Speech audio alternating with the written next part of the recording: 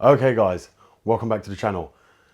Today's video is going to be about how to change the pollen filter on your BMW F20. Now this is the pollen filter here. Now this is a carbon activated one which captures all the pollen and actually kills it, and that's what the carbon one is for, to stop it coming through the vents. Now nobody really shows you in detail how to access the pollen filter on the F20s and F30s. And it's not in the same location as it used to be on the older BMWs on top, just above the windscreen. You'd lift up the scuttle and change it right there. It's no longer there. Instead, they put it in another location, which is not very easy accessible for most people. And also, you need to have a lot of other tools just to be able to get to this thing. Therefore, my belief is this has never been changed on this car. A lot of people do not go around changing these. A lot of people seem to believe every 10 years is good enough to change the pollen filter.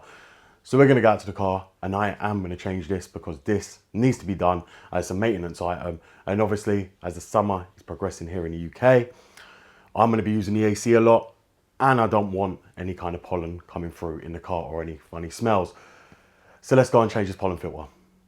What? Goddamn, get it done, will ya? Woo.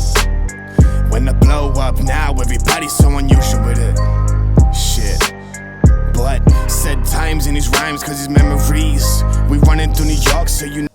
Okay guys, so as you'll see, we're now on the passenger side of the car. What we're gonna wanna go ahead and do is we're gonna wanna locate this panel right here. Now you would have seen me remove this before to get to the blower motor. It's two 10mm bolts, which sit there and one here as well.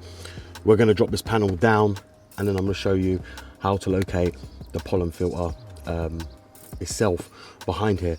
So let's just drop this panel down. Once we got that located, you'll see up here in this banana shaped trunking right here, this is where the pollen filter sits. Now, this is why a lot of people don't usually replace it. Now, I'm under the impression these are a Torx 15. You've got one here and you've got one over here as well, one of the bolts.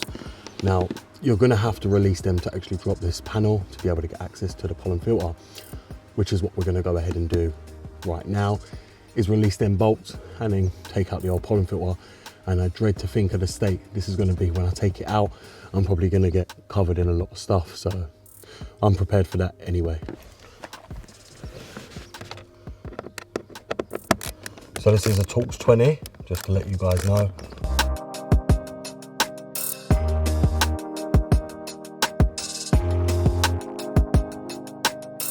Now, to release the whole panel, there's a clip right here.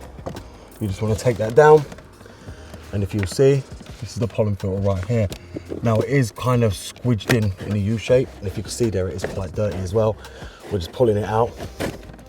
And as I said, this hasn't been changed in its life. Very, very dirty. And this isn't a carbon activated one either, if you'll see there. So we are going to be changing that over and putting the new one in. But if you see here, it does go in like a bent shape, so do not worry about it. You must pull it in like this and bend it up into the panel. And that's the way it goes, because a lot of people will be thinking that it goes flat. It doesn't go flat here, it does go bent. So we are going to install the new one now. And as you would have seen, it goes in crookedly, so you just want to position it in to its holder. Just like that. If you see, that's now in. Now what we're going to want to do is just relocate the locking tabs, which are right there. And then we're going to re-bolt up all the screws that we took out from here.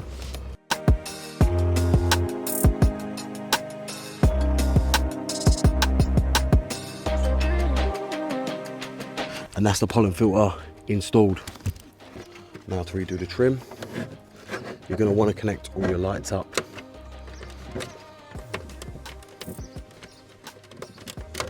First, and you're going to want to locate the cigarette lighter, make sure that's plugged in. Now before you tack it all in, you want to make sure the clip that goes behind the panel is in position, like that.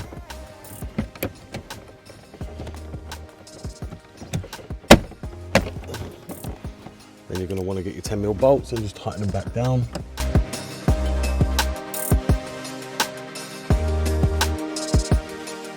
And that's the job done, guys. That's how easy it is to replace the pollen filter on your F20 or your BMW F30. Okay, so there you have it. I've now shown you how to replace your BMW cabin filter or pollen filter on your BMW F20 and F30. A lot of you are going to ask me, why did BMW change it from the top to down there? Well, the answer is simple. The old pollen filters, because they were near the scuttle, were causing a lot of water ingress onto them, which was soaking them. So BMW put them there where water couldn't get to them. Also, these carbon activated cabin filters are quite expensive. And if you do suffer with hay fever, like I do myself, you will know this needs to be changed on a regular, especially in the summertime, because I suffer with a lot of sneezing. Even when I just removed that old one, I was literally coughing my guts up. I'm not going to sit here and lie to you, because of all the stuff that actually come out with the filter. You know, it's bad for people with hay fever and also allergies, and that's why it's there, to stop that coming in the car when you've got the AC on or the fan blowing in because of all the pollen. But if you do change it, you can avoid that. Now, I do strongly recommend to use the carbon activated one, because there's two different ones. There's one that's just normal and also carbon activated one. It is more expensive, but it's gonna help in the long run, especially if you have any kind of passengers or you know someone with hay fever. That is the best one to actually use. So I hope this is gonna actually help you be able to change that, because I know the summer months are here. A lot of you are gonna be looking to change it over.